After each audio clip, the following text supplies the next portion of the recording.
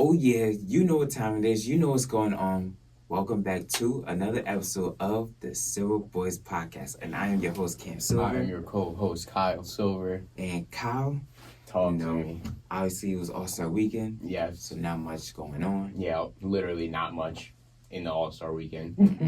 Literally. No, like literally not at all. Probably the most just boring, bland, and just a lot of nonsense for no reason. I felt like, we come to All-Star Weekend in basketball for the basketball, not for all the other stuff. Mm-hmm. And you can tell as the years go on, like they're getting they're getting more and more away from the basketball portion of it, right? And trying to put on a show. Yeah. And I don't think that that's the right thing to do because the show is basketball. You know what I mean? Yep. So I think that has a lot to do with it. It was a lot more ads and a lot more of other stuff going on than there was actual basketball being played. Yeah. And you don't want to see that. I definitely didn't want to see it. I was sitting there dozing off. That was literally my critique. The format of the All-Star game was cool. Mm-hmm. Something new, something different. A little tournament style, yeah. Mm-hmm. Wish that they would go up instead of 40, like maybe go like to 60 or 60, something like that. 55, yeah, 60, yes. And it sucked. It did suck that it was like a single game elimination. So the losing team can at least like play at least one more time.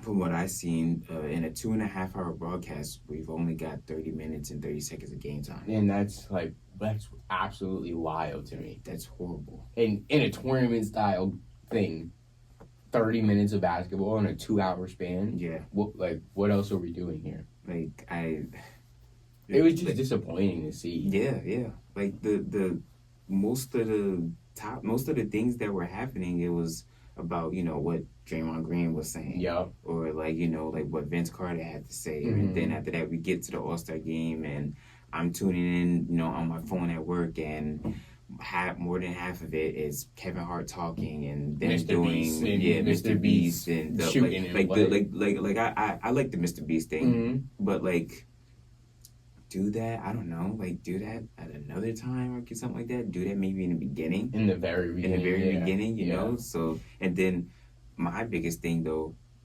in a championship game, after the first media timeout, the game's 11-1 or something like that. After the first media timeout, you take this long break. For what reason? Players are gonna get cold. Yep. All their stretching and everything, that's going to go to waste because now their bodies are tight. So now they have more of a higher risk for injury. So at that point, in that instance, I'd be like, bro, I don't want to play no more. You're not in tight. You don't have that energy. You don't have that, that focus. Yeah. Like that adrenaline ruch that you get, exactly, in the beginning of the game. Because you're sitting there watching performances and you're sitting there watching, guys on the court, with a microphone for no reason, and multiple too. Yeah. So I didn't mind if it was Ernie Johnson coming in and, hosting, doing his hosting things. Okay, cool, do that. But then after that, Kevin Hart being there, and then after that you got, the Shaq and Kenny, and then everyone's up on, on this other stage, and they're talking on the court, and it's nobody wants to hear that. Yeah. At the end of the day, like you said, we only came here for one thing, and that's for basketball. And that's the basketball portion of it, not the show. A lot of threes still being taken, it's just a lot of... I feel like there's just no, competitive nature in the All-Star game. And I wish that there was more of the competitive nature in the All-Star game, they're kind of used to be. Yeah. When Kobe was there and Mike was there and stuff. Yeah, you guys are having a good time, but you're having a good time under the premise of competition. Yeah. And going at each other. Well, the best of the best are all together. Yes. And you guys are trying to show who's the best of all of these All-Stars. What happened to that? Yeah. So, I don't really see a change being made that much, to be quite honest with you. Maybe in terms of, how long the basketball game is, but in terms of, maybe the shows and stuff like that, I could see them changing that. But the basketball is stuff, like I kind of put more onus on the players a little bit more, right? Just because I feel like they're also not into it either. Yeah, it's a break for them essentially, yeah, like you know. And then you just got to come out for a day on a Sunday and just go, score a couple baskets and that's it. And then you go right back to another couple of days off. That's all that is, Yeah. That's all that is. Yeah, you're totally right. Totally right. Yes. I hope that there are changes. I'm not sure if there will be significant. Yeah, it won't be drastic. It won't be like drastic changes, especially like to this format. But 30 minutes of basketball time, that needs to change. Yeah, I need at least an hour. And I think it will. And I think it will. I think it will change based off the fact that I don't think TNT will be, the ones doing it. I think it's going to be like NBC next year, starting next year at least.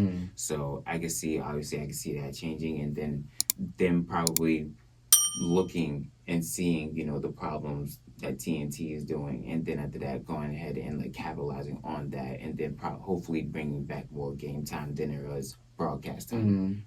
So I can see that happening, but for the most part, the real change that I would like to see is something that Giannis has said, where why won't we just go USA versus the world? Yeah. I remember they did that concept a couple of years back for the Rising Stars Challenge. They did it for like a couple of years. They did it for the Rising Stars Challenge. Yeah. So and they were going at it in the Rising Stars Challenge. Those were pretty good. Yeah. So I would love for that type of concept to come into the All-Star game. Yeah, I think that makes the most sense because you have all of these great international players coming back through and coming into the NBA. And then we feel like as the USA maybe like we're lacking a little bit, not really because we won the Olympic, but seeing Steph and KD versus Jokic and Giannis, like that'll be crazy. With SGA as well, on the world side because he's from Canada. Like things like that would add more fuel to the fire and make people, I think, more competitive because now it's not just about being the best; it's about representing for your country a second time. Exactly. Exactly. And then also look at what hockey's doing with the Four Nations. Yes. That stuff what they're doing is amazing. Yeah, it's fire. Yeah. These guys are basically in an All-Star break. And it's like an exhibition, but they take this very, very seriously. Like dudes are literally dropping gloves and scrapping. Exactly. Yes. They throwing haymakers at each other. Like they won't see each other like later on. But it means something to them. It does. You know, and that's what we're missing in basketball now. Like this. They lost that feeling. They lost it, and it's all across everybody. Yeah. I feel like Yeah. It's a job. It's not something that they love to do anymore, and that's sad to see. Everybody's just a brand now, and it's all about marketing. Exactly. Everybody's worried about their own brands. Sucks to see, but to cap it off, during All-Star Saturday, the Cavs won the skills contest. The Spurs started to cheat. The CP3 just throwing the ball, and everybody was mad at him. I wasn't really that mad, honestly. I understood. I did understand it. I was like, oh man. You put CP3 in the skills challenge, of course he's gonna find some way around it. And the funny thing is, it wasn't CP3. It was Wemby. It was Wemby. It was Wemby that came up with that idea, just to throw the ball. They were like, does it have to be an actual attempt? Yeah. And then the NBA got mad, and then when Ali LaForce tried to interview them, the NBA was like, nah. The NBA official stepped in and said, no, we're not doing this. So that was wild. But Tyler Hero won the 3-point contest. I think now there's 4 or 5 Miami Heat players that have won the 3-point contest. So wow. That's pretty big. Yeah, whatever goes on down there in Miami. I know. They know how to shoot, yo. They got it working. They know how to shoot. Mac McClung, for the 3rd time in a row, wins the slam dunk contest. Jumping over cars on the first round and whatnot. Yo, my goodness. Jumping over cars is crazy. Yeah, in the first round. I know. And it was better than what Blake did back in the day. Blake only did it on the hood. Yes. He jumped over the whole car. And dude still holding the ball. Yeah. And he came through underneath and came back. Yeah. Cleared it. Easy. Like, oh man. Nah, Mac, that boy know how to dunk, bro. Yeah. That boy, he know how to put on a show. And that's what you want to see. Yeah. Yeah. And then that whole thing ended up sparking, John Morant saying that he would jump in, and then Giannis saying, if you jump in, I'll jump in. And then Zach LaVine talking about he would come back too. So if, we've seen this before with LeBron doing it back in, what was that, like 2009 or 2010 or whatever. He was like, I'm officially put my name in, and then never happened. So, yeah, no, it's all talk right now, but who knows? Maybe we'll see. I know the NBA said that they are trying to focus on getting more stars back into the slam dunk contest. As they should. Yeah, because remember, back in the day, if you wanted to be a star, you had to participate in one of these. You had to. You had to. 3-point contest, Larry Bird walking into the locker room and asking who's going to come in second. Mm-hmm. The slam dunk contest with, the battles between Mike and Dominique. Yes. Kobe coming in and doing his thing as a young kid, and Vince Carter shutting down, the Bay Area, 25 years ago. Nate Robinson and Dwight Howard. Remember that? Yes. It was like a David versus Goliath type thing, But yeah, we need to get back to just stars and everything. Well, shout outs to Mac McClung. Also, shout outs to Stephon Castle too, because he did his thing too. For those who don't know, he has what we like to call sneaky bounce. Sneaky bounce. Off a first rip, you probably if he gets into the pin, you be like, there's no way. And the next thing you know, he just explodes, and you're like, oh. Yes. He's done that to me a couple of times this year. So yeah, no, shout outs to him and what both of them were able to do Saturday night and at least keep us entertained for a little bit. But overall, All-Star Weekend needs a whole, basically, They need a whole revamp. Yeah. A whole revamp. Yeah. Yes. We come for the stars, and the stars aren't there, essentially. Yeah. Exactly. It's real dim in All-Star Challenge and All-Star Game, All-Star Weekend, real dim. Oh man. So we got some breaking news, actually, not too long ago. Bobby Portis suspended 25 games for violating the anti-doping policy, according to Shams Charania of ESPN. According to his agent, Mark Bartenstein, Bobby unintentionally took a pain medication called Tramadol, thinking he was taking a pain medication called Toradol. Toradol is an approved pain medication that he has used previously and that teams and players use for pain and inflammation at times. Tramadol, however, is not approved pain medication and was just recently added to the banned substance last spring. Wow. Damn. Yeah. For that to be so recent, and then you accidentally take it. And so close in names, that's such an honest mistake. It's not like he did it on purpose, and it's also not like it's gonna. I mean, me personally, I don't think that it was gonna give Bobby an edge over the competition or anything like that. The man had an inflamed elbow, and that was for his elbow. You know what I mean? Always gonna make him shoot better. Wow. Okay. Bobby Portis, it's going to make him shoot better. It's going to grab rebounds like Will Chamberlain and Bill Russell now. Dunking like Shaq that we said earlier. But, I mean, that just sucks. He'll come back April 8th. 4 games left to go in the season. It's a hard blow, especially where the Bucks are sitting at right now. Yeah. You need all your guys together. Bobby provides an energy spark off the bench and whatnot. Big time.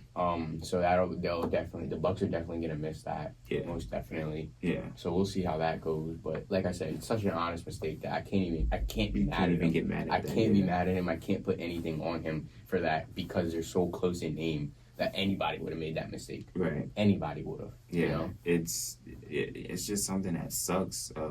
Coming in this season, he's averaging 13.7 points per game and 8.3 rebounds in just 46 games. He ranks 6th in scoring and 2nd in boards coming off the bench this season, and has finished top 3 and 6th man of the year over the past 2 years. And I would anticipate that he would finish, in that top 3 again this year before this obvious suspension. But also it's gonna hurt his pockets. Per game, he's gonna be missing 114. 1,000 at least. God. And then on top of that, the total sum of all of that until April was that 8th. You said that he's coming back. He's gonna be missing out on $2.85 million. $2.85 million because there was a letter missing or whatnot. A couple letters missing. Yeah. Are you kidding me? Crazy. Are you kidding me? I understand you have to I ain't gonna say set an example, but you got to keep the consistency. Exactly. I understand that, but I don't know. I think at a certain point too, you gotta put that human element and that human factor into it too, and know that he made that mistake. I don't know. I mean, I don't know. Yeah, like you could settle up for like maybe like 5 to 10 games and fine maybe. Exactly. But, like it's 25 games for a mistake like that. Yeah, if it's in the rule book, I know you got to stick to it. Yeah, you got to stick to it. Yeah, it sucks. It really does. But Bucks are sitting at 5th. Mm-hmm. One game ahead of Detroit and one game back of Indiana. So yeah, they're sandwiched pretty tight. And coming up on the second half of the season, Detroit looks like a team that they want to keep making the noise that they've been making. Mm-hmm. Indiana, I'm pretty sure, would like to keep up with everybody. Then you got teams like Orlando, what if they start to find their groove with Paolo being back and things of that nature. Atlanta, how do they look with their new players that they have on their team? How does Miami look now with Wiggins and some of those guys? So yeah, that's Milwaukee's gonna be in for a fight this second half of the season. Most definitely. A lot of teams, Detroit, like you said, or Orlando, looking to put their boots in the ground and get to running. Mm-hmm. Especially with the young cats that they got. And like you said, even Miami too. I'm really interested to see like how Miami's gonna play in the second half of the season with Andrew Wiggins. Like what's that cohesion and that gel gonna look like? How is Bam gonna look? Yeah. And then Indiana, like we seen them in the Eastern Conference Finals last year. Mm-hmm. So they have a standard that I think that they need to keep. I should say. Right. And so we'll see how they play. We'll see how that goes. But we all know that they only got to the Eastern Conference Finals because the Knicks were injured. That's it, guys. That's it. Yeah. I don't care about no Indiana, man. It was a fluke. It's a fluke. Knicks all day. Knicks all day. Oh, man. One thing that we didn't talk about from All-Star Weekend, going back to that, was how LeBron James came in. Oh, yeah. That was bad. That was bad. I did not like that whatsoever. That was horrible. You knew that you wasn't going to play in the game, brother. That was so You knew. Oh, and then you're going to announce it an hour before. Wow. You yourself is going to announce it. I don't agree with it. I really, really don't. And that's just another caveat of why, we say the things sometimes that we say about LeBron. Yeah. And I shouldn't say in the negative light, but maybe not in the so not so good light. Because you don't do that. I just don't believe that you do that. That was not as the number one basketball player in the world.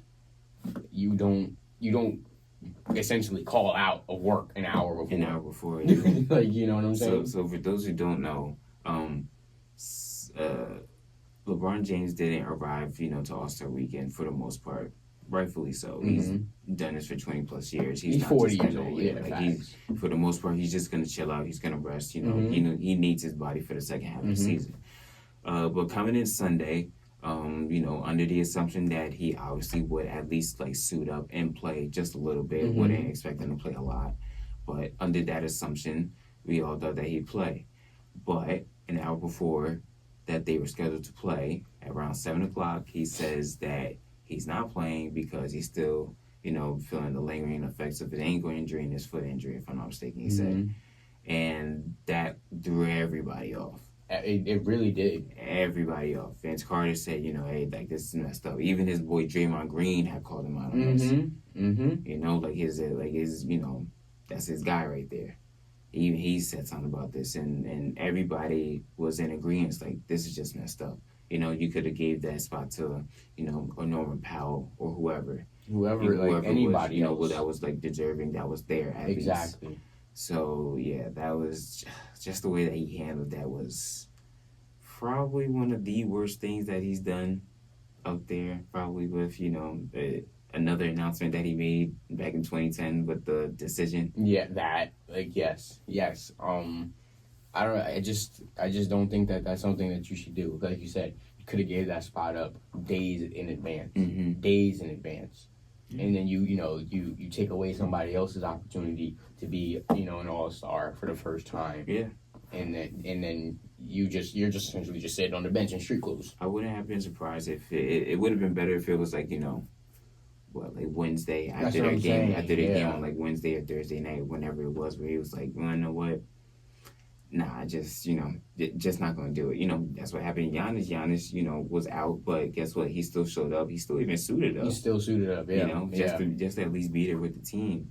And that if Bron would have at least done that, then I could give him some grace. Exactly. Yeah. We wouldn't be talking about this. This wouldn't be a topic. Mm-hmm. But yeah, him doing that was when you're just looking, you're like, come on, dude.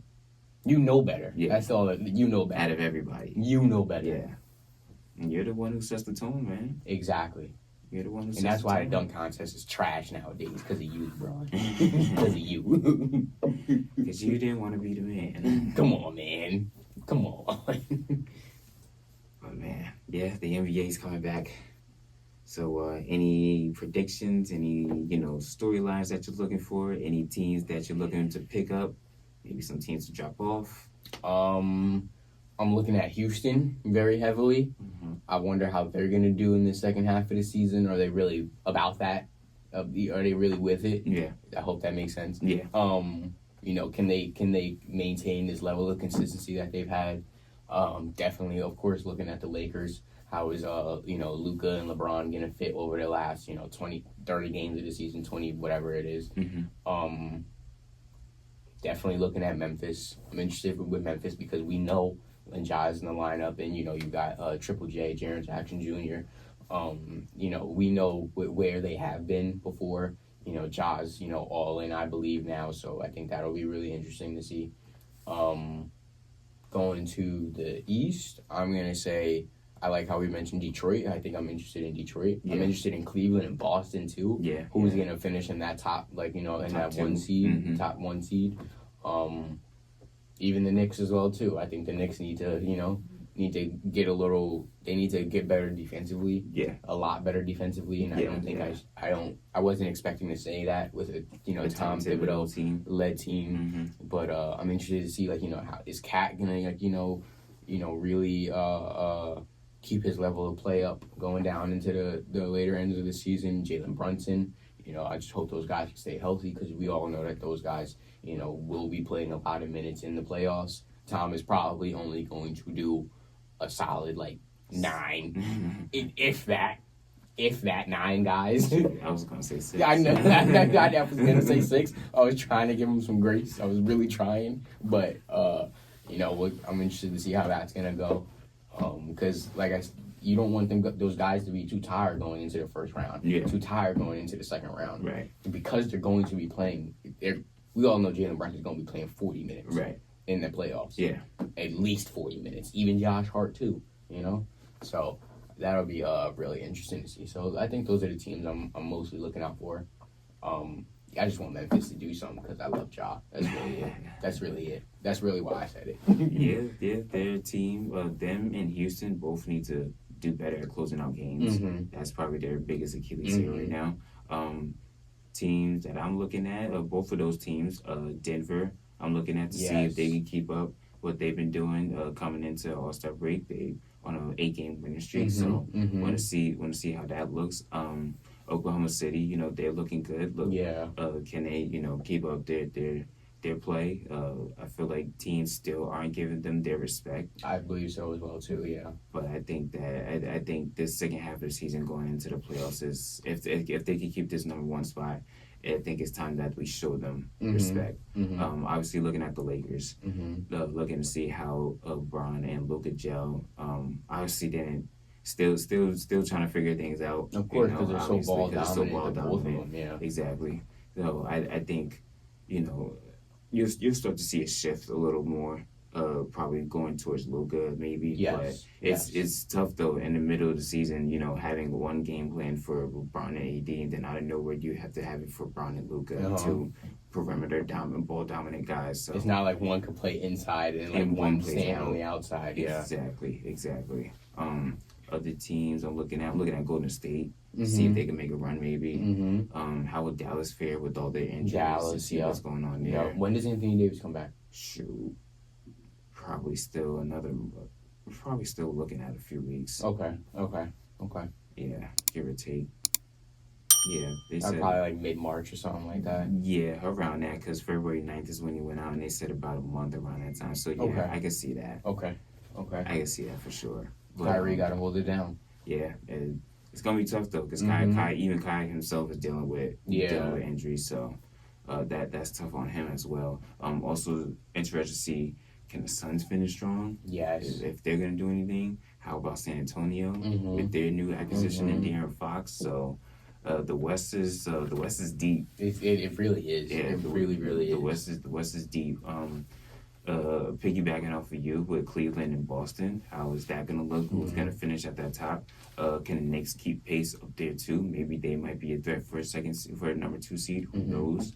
Milwaukee, obviously, because of the suspension with Bobby Portis. Also, the talks, if things aren't moving in the right direction, could Giannis remove himself from Milwaukee? Yes. Who knows? I know.